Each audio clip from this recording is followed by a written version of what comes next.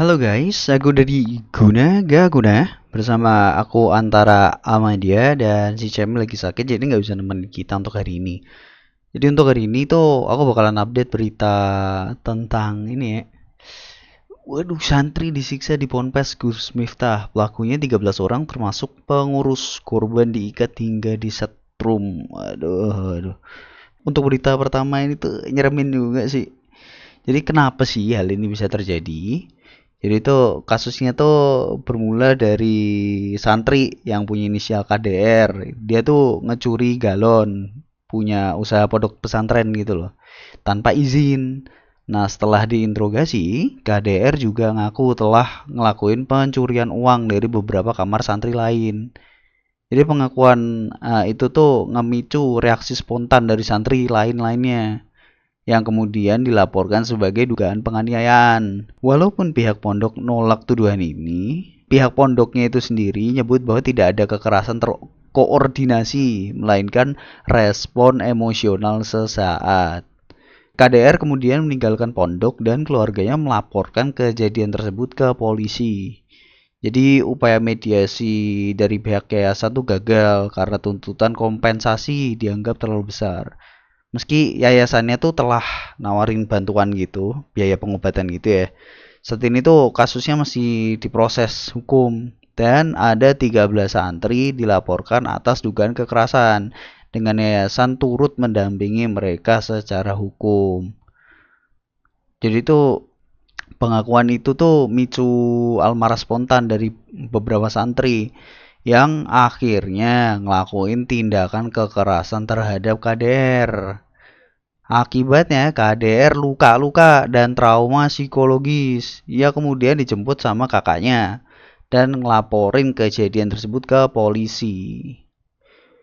Jadi itu emang apa sih, ini masalahnya karena pencurian ya. Si KDR itu nyuri galon sama nyuri uang. Nah, itu yang buat hal ini runyam gitu loh. Terjadi tindakan pemukulan kayak gini.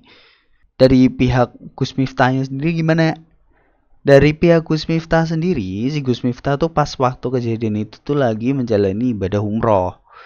Tapi Gus Miftah juga udah minta maaf.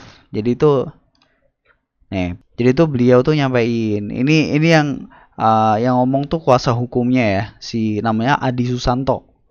Ya, pertama tadi sudah disampaikan sama ketua yayasan, musibah ini adalah pukulan bagi kami, terutama atas nama pondok pesantren. Ini adalah pukulan sehingga atas nama ketua yayasan, si Gus Miftahnya itu sudah menyampaikan permohonan maafnya tadi.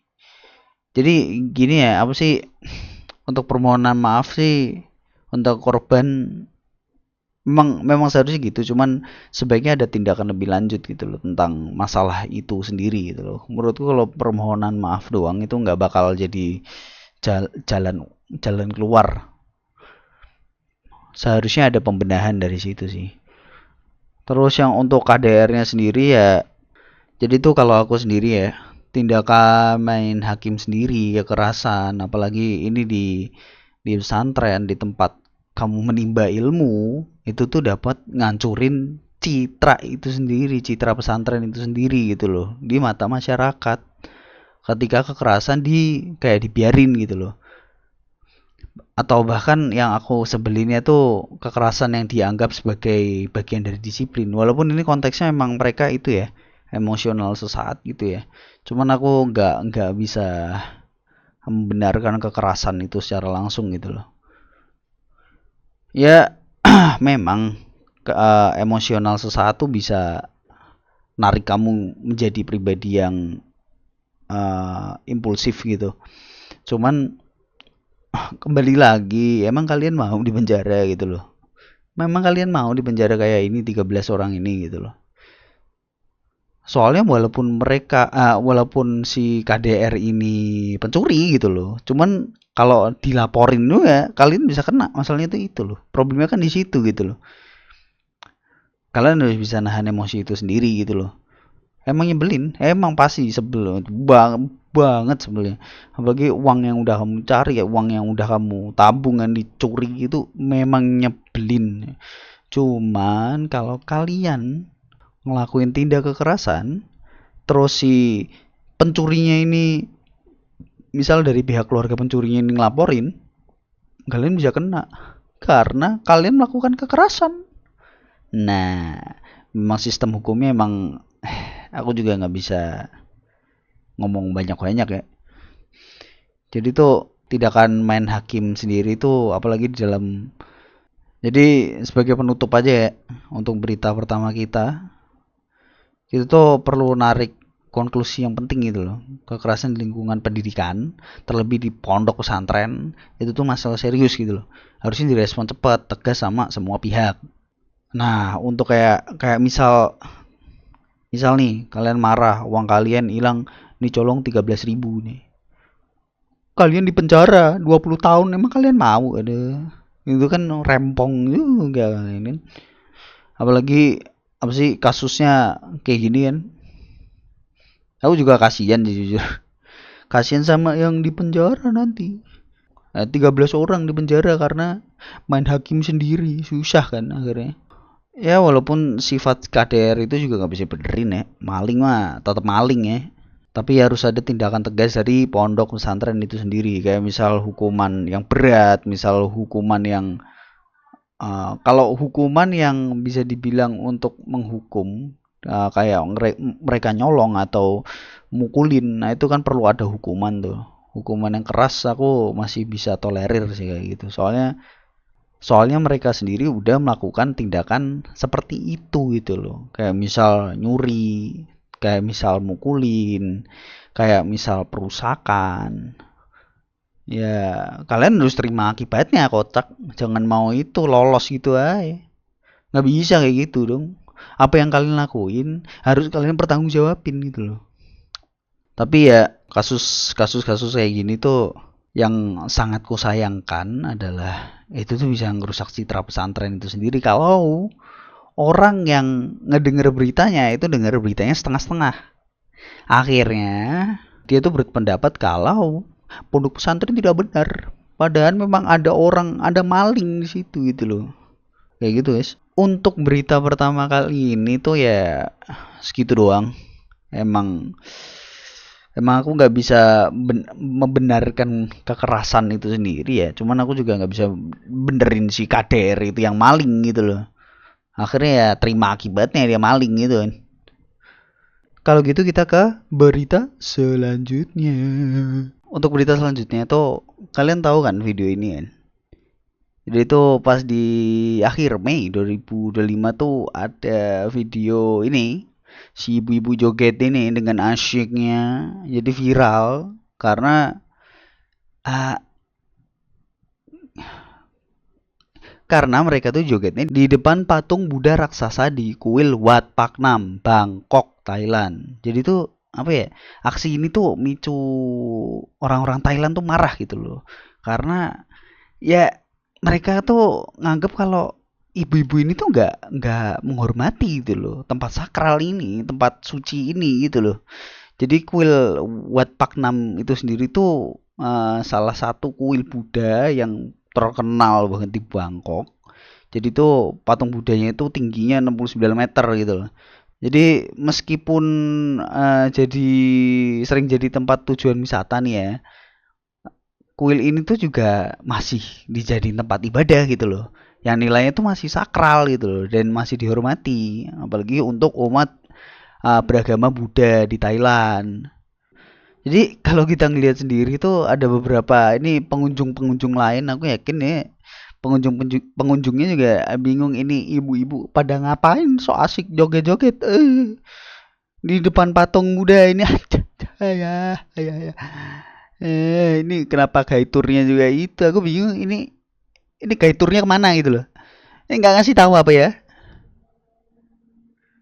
aku tuh sampai sekarang masih punya pertanyaan gitu loh sebenarnya tuh ibu-ibu ini tuh tahu nggak sih atau mereka tuh benar-benar nggak tahu kalau ini tuh tempat suci gitu loh masalahnya ibu-ibu ini kan pasti ada gaiturnya tuh ya kan masa sih si gaiturnya aja nggak tahu kalau emang ini tuh tempat suci gitu loh atau emang benar-benar ibu-ibu raja terakhir susah dikasih tahu Tapi imbasnya tuh yang kena satu Indonesia. Namanya jelek semua. Walaupun ini bukan pertama juga sih. Nama kita memang sudah jelek. Sudah jelek. Kejadian ini tuh gimana ya? Jadi pelajaran lah. Ayolah. Maksudnya kalau kalian berkunjung tuh harus tahu tempat gitu loh. Maksudnya tempatnya tuh kalian harus pelajari ini tempat sakral kah, atau ini nggak boleh dinaikin lah, atau nggak boleh inilah, nggak boleh, harus harus tahu gitu loh. Jangan asal asal berkunjung ngelakuin aktivitas seenak enak sendiri gitu loh. Akhirnya yang malu satu negara. Bukan, jangan ya, jangan tolong. Ini malu-maluin kocak. Apalagi yang aku masih keinget lagi yang di Jepang. Bentar, ada berita. Oh, ini berita ini. Aduh, ini juga kocak ini sebenarnya, walaupun nggak ada kaitannya. Yang vandalisme X di Gunung Fuji ya, ini berita lalu ya. Cuman nih itu gitu loh. Masalahnya tuh kalau kita nggak tahu tempat, kalau kita nggak tahu tempat apa yang kita kunjungin gitu loh, sebaiknya tuh jangan macam-macam, udah gitu aja. Akhirnya kan kayak gini kan. Akhirnya masyarakat Thailand gak suka, ngecam, langsung mikir orang Indo gini semua. Wah, ini yang bahaya, ini yang bahaya. Nanti dicekal di mana-mana. Orang Indo dilarang masuk. Ya aku nggak tahu ya, apa sih si ibu-ibunya ini tuh bakal kayak gimana. Maksudnya apa ada klarifikasi secara langsung dari gerombolan ibu-ibu ini?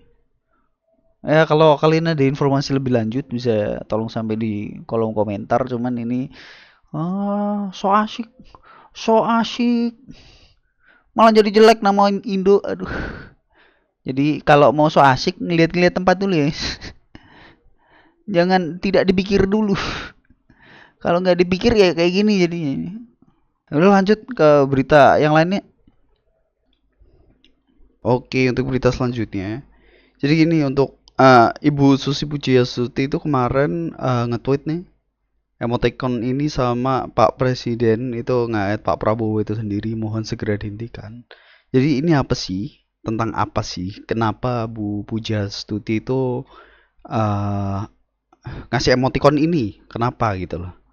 Dan ternyata ini ada hubungannya sama industri nikel di Indonesia. Jadi tuh Bu Susi Pujastuti tuh merespon video Greenpeace Indonesia tentang keprihatinan yang terjadi di Kepulauan Raja Ampat yang punya julukan tempat terindah di muka bumi.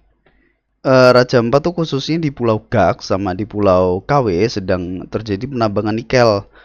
Raja Ampat yang dikenal punya kekayaan alam yang eksotis baik dari segi darat maupun lautan, karang dan juga hutan, jadi terancam rusak karena industri nikel. Karena memang nikel tuh dapat nyebabin dampak signifikan untuk terumbu karang dan hutan, lalu di udara juga sama. Jadi kemungkinan besar besok kita bakal kehilangan pulau-pulau yang indah ini gitu loh. Kita bakal kehilangan keindahan pulau-pulau ini nanti. Karena dikeruk untuk sumber daya nikel, untuk nikel. Lautnya bakal tercemar, terumbu karangnya bakal mati, hutan-hutannya bakal gundul karena pencemar terdegradasi. Jadi kayak gitu, bro. Aku nggak siap untuk kehilangan kayak gini sih. Keindahan alam Indonesia bakal kekuruk habis. Udah uang kita juga habis, sumber daya juga habis. Jadi menurut Greenpeace Indonesia itu sendiri, perusahaan nikel ini tuh seolah-olah melakukan aktivitas konservasi. Tapi kalau dilihat aktivitasnya malah merusak karena adanya tambang nikel ini. Jadi kalau dari perahu tuh nggak gitu kelihatan guys. Tapi kalau naik helikopter dari udara, bahkan aku yakin kalau dari satelit juga pasti kelihatan gitu loh. Kalau apa sih kepulauan di Kepulauan Gak sama KW itu ya ini bakal gundul habis untuk nikel gitu loh. dan perlawanan masyarakat Dan hutan Papua itu tropis di sendiri. tanah Papua telah terusik. Kita punya hutan adat ini dirampas oleh orang lain. Meski di tengah tekanan, masyarakat adat tetap berdiri di garda terdepan. Jadi masyarakat Papua itu sendiri juga udah buat kayak batas-batas loh supaya nikel-nikel yang legal dan ilegal ini gak semakin meluas gitu loh. Tujuannya yaitu supaya hutan hutan adat mereka nggak habis, dan hutan kita yang jadi pemasok udara dunia juga itu nggak habis, terancam karena polusi nikel itu sendiri gitu loh. Problemnya sama nikel, kalau ada ada penambangan terus menerus dan secara masif, itu tuh menyebabkan deforestasi, degradasi habitat, sama kontaminasi udara dan juga tanah. Itu membuat hutan-hutan gundul. Jadi tuh tanahnya jadi bukan tanah yang habitable gitu loh. Ini tuh bakal nimbulin bahaya secara langsung bagi kesejahteraan masyarakat adat di sini gitu loh. Jadi tuh kalau masalah udara sendiri tuh bakal nimbulin masalah pernafasan. Jadi sesek gitu nafasnya, susah untuk nafas, terus dampak pada hasil pertanian ya macam-macam lah. Jadi gitu sih. Ya, aku nggak tahu sih kelanjutan ini bakal kayak gimana. Kalau kalian punya tanggapan mengenai berita ini, ya kalian bisa drop di kolom komentar lah, aku mau denger tanggapan kalian juga. Ya segitu dulu sih. Jadi itu yang buat Bu Susi Pujastuti mentweet emoticon menangis. Dan BTW, jadi di salah satu pulau yang namanya Gag di Raja Ampat itu tuh ada konservatif penyu juga di sana. Aku nggak tahu itu bakal kayak gimana penyu-penyu di sana. Aku mendoakan yang terbaik aja sih. Ngelihatnya udah terlalu lelah gitu loh. Oke guys, segitu dulu berita hari ini. Aku Antara Madya, kami dari Guna Gak Guna. Jangan lupa subscribe, like, dan komennya.